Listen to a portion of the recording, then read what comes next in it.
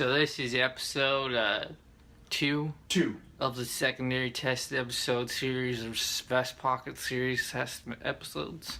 That's a B major. What's this? Who knows? How do we do the chat?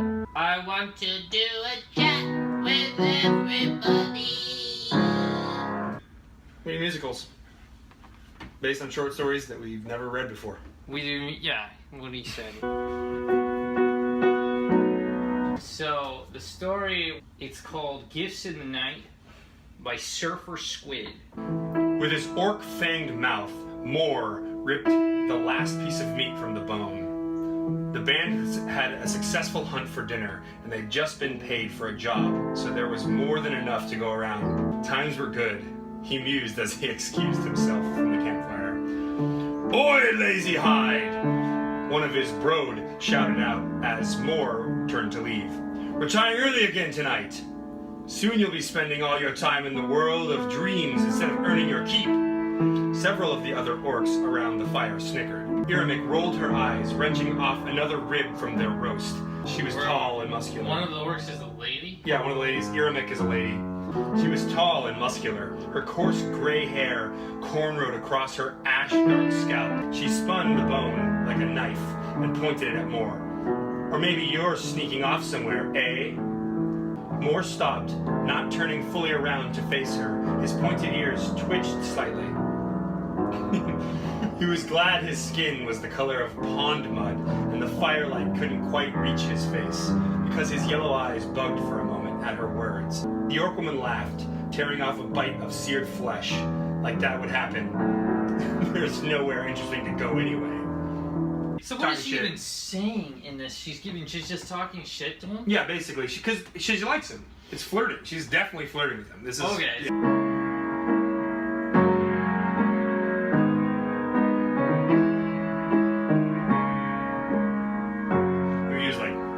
Something like that.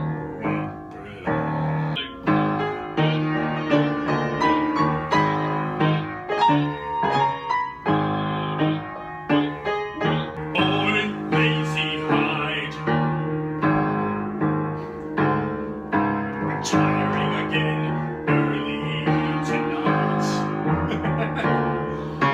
Soon you'll be spending all your time in the world of dreams.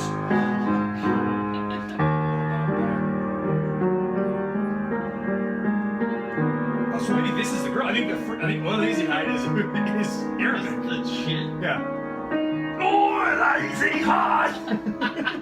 She's like a swirly British. Oh, lazy hide! Oh, lazy hide! Retiring early again tonight. Soon you'll be spending all your time in the world of dreams. Instead of earning your keep. That's okay. Much to Moore's relief, the conversation suddenly swung away from himself. Stealthily, he slunk away into the trees, toward where the Verts slept. In the moonlight, their low-slung, humpbacked bodies looked like hillsides that undulated with each long breath. One of them in particular eased himself to its hoofed feet and lumbered over to Moore. "Ready for another ride, Tillslitch? That's a good girl," he whispered. Moore gave her a bone to crunch on while he led her back to his tent. He ducked in, grabbed a leather sack, and then ran back out and swung himself onto her back just behind the jutting cliff of her shoulders. "Go!" he said, squeezing lightly on her ribs. "An orc who rides alone!"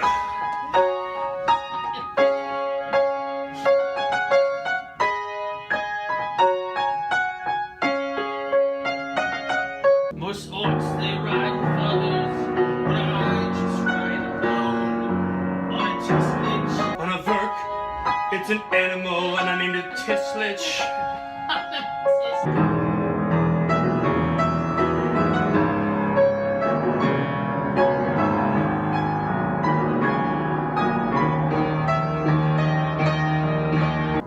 I don't know. Rides alone.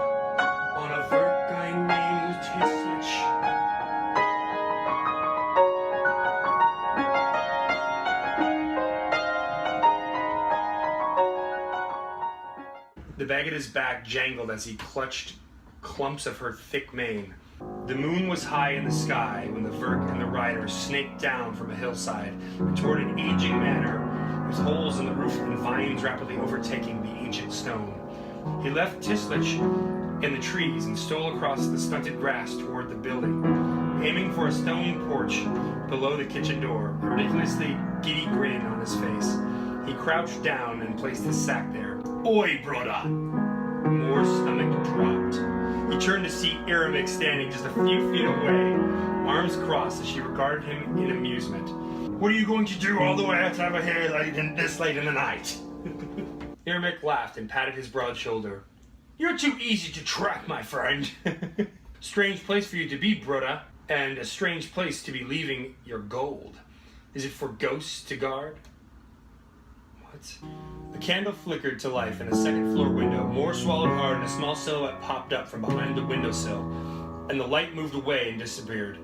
Slowly the kitchen door clicked open and the candle poked through, followed by a small, pale human girl with straw-colored hair. Her feet were bare and pigeon-toed, and she wore an oversized, patched-up tunic. The girl's wide blue eyes grew even wider as she regarded the two huge orcs standing nearby. Moore was at a loss for words, and he choked as he struggled to get out some kind of explanation. These. That's for you," he finally said, lamely, pointing to the leather bag at her feet. The girl looked down at it, her brows pinching. She bent over, taking the strap, but it was far too heavy for her to lift. She crouched down and lifted the flap, and her jaw dropped as the candlelight sent the gleam of gold dancing across her face. Aramik snorted and jabbed Moore in the ribs. "Didn't know you were such a softy, brother." He was caught off guard by something wrapping around his middle and looking down to see the little girl squeezing him with her thin arms. Thank you, sir. Moore just stood there for an awkward moment in utter surprise. He'd never been hugged by a human before. He reached down and patted her awkwardly, his large hand engulfing her head. "Give that money to the matron," he said. "I think you could do with some new clothes. The weather's going to get colder soon." As the two orcs turned to leave, Moore looked over his shoulder and saw a little girl waving at him from inside the doorway. He smiled and waved back before retreating into... "He's a sweet orc!" "So that's where you go," Aramik said. "How long have you been doing this?" "Since I replaced my broadsword a few months ago," Moore replied. "I realized there wasn't anything else I used the money for, and I knew other people could use it more. I started checking maps and marking out orphanages on our path. I hope maybe those kids back there will grow up and not hate orcs." He glanced over at her. "You won't tell anyone, will you?" "Me? Nah." She pounded her chest in a gesture of loyalty. "We're blood." Her yellow eyes lit up mischievously. "But can I come with you next time?" So he's giving all of his winnings away from battle to like orphan families. It's pretty awesome. Little orphan girls. To little orphan girls, which is, you know, he's been doing it alone, which is creepy, but now that he has a girl orc with him, it's a little better. Many days, the orcs and man used to fight. Warcraft and Lord of the Rings, and there's movies about it too.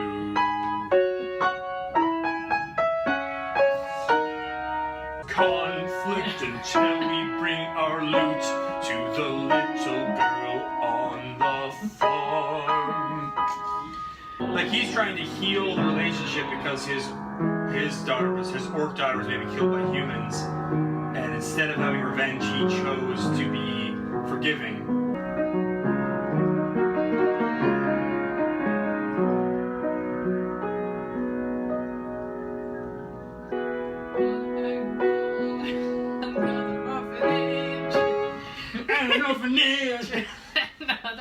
Another bag of gold. Another orphanage. I don't can be a friend. Human can't believe it.